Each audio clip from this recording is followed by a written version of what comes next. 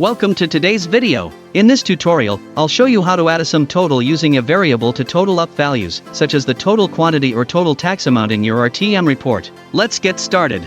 First, click on the calculator icon and place it in the group footer. Then, right-click and select Calculations. Next, go to Language and select Utility.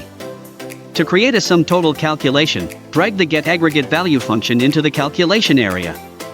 As you can see, the function definition requires specific parameters, which need to be entered accordingly. For ag type, input ag sum, as we are summing up the values. For the detail pipeline, this refers to the database pipeline. For example, if you want to sum the total quantity, and the quantity field is under the report database table document detail, click on Data tab and refer to this. Thus, enter document_detail over here, followed by a comma. Next, for the A key field is referring to the primary key or a unique identifier field in a report database, input straight code .key, close it with another straight code, followed by another comma. Finally, for the aggregate field, specify the field you want to sum.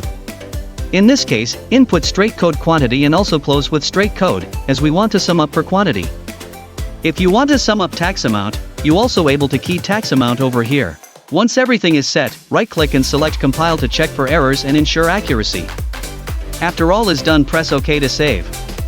As you can see in the report, the total quantity of 36 is displayed here. Thank you for watching. Subscribe to our YouTube for the latest video, follow our Facebook for the latest update, go to our website for reports and guides. It's so easy.